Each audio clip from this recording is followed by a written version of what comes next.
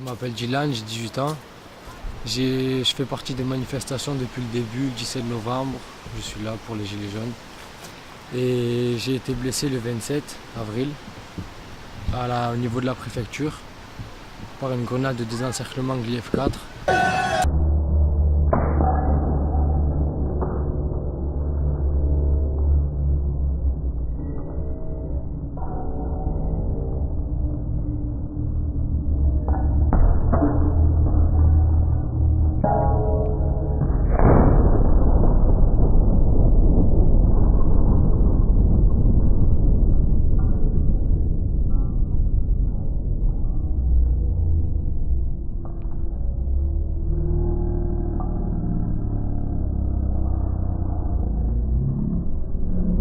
Et ils m'ont enlevé l'œil, carrément.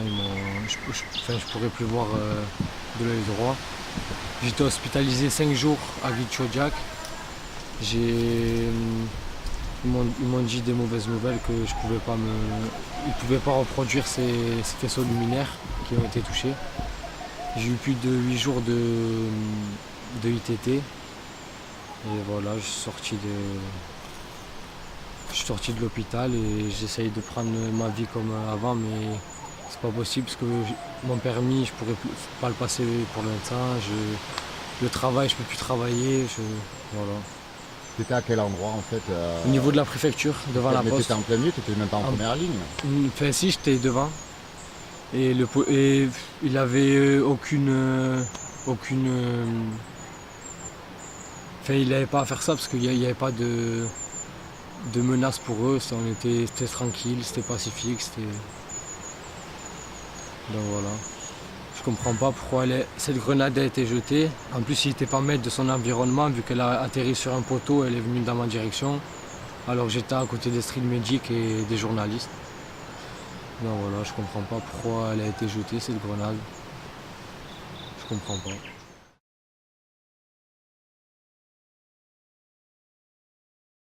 Au début, à 15 h c'est passé. Au tout début de la manifestation, voilà.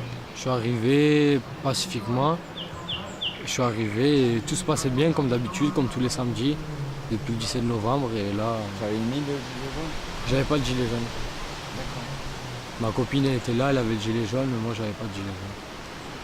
J'étais pas cagoulé, je manifestais pour mes droits, pour le pouvoir d'achat, pour tout ça. Quoi. Donc du coup tu te sentais pas ciblé quoi, c'est un truc à dévier qui est parti. Oui, ouais. oui. Il n'était pas maître de son environnement, il ne savait pas ce qu'il faisait cette grenade alors que la TNT c'est des armes de guerre.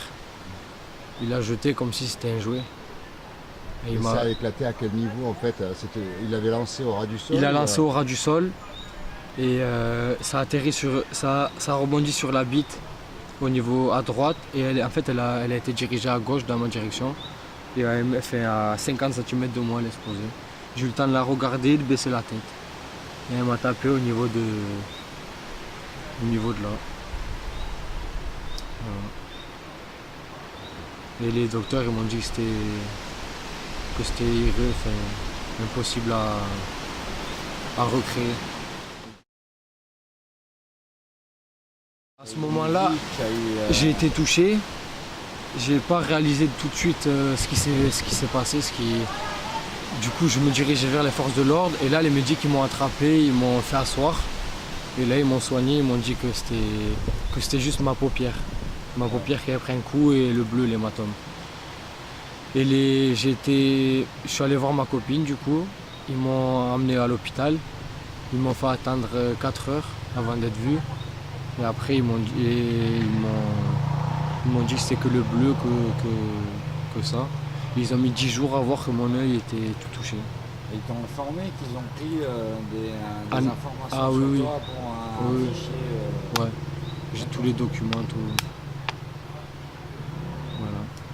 Ah, ils ont mis 10 jours avant de... 10 jours, parce que tellement que j'avais deux hémorragies dans l'œil. Ils ont mis 10 jours à voir que mon œil était mort. Mais je ne savais pas la réponse avant. Voilà. Comment ils ont évalué ça au bout du jour? En fait, j'ai du mal à comprendre. En fait. C'est qu'ils ont laissé attendre? Ils ont laissé attendre, oui, pour que le bleu il rétrécisse, parce que mon œil, impossible à ouvrir même en forçant, c'était pas possible tellement le choc il était. Et ils ont ouvert l'œil, ils ont fait les analyses et ils ont vu que pas ma rétine, mais faisceau luminaire dans l'œil était touché. Ils étaient écrasés par le choc. Donc à mon avis, je vais voir d'autres avis, mais à mon avis, pour moi, je verrai plus, quoi.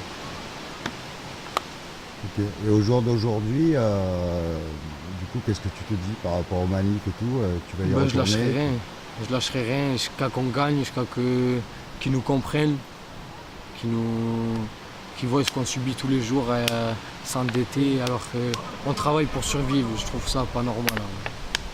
C'est pour ça que je manifesterai, même jusqu'à la mort s'il le faut. C'est un autre policier à la comédie, je passe devant lui, il me dit, parce qu'il y a plein de dames, il me disait regardez ce que vous avez fait, le jeune de 18 ans, et tout ça. Il me dit ben moi je lui ferai bien le deuxième.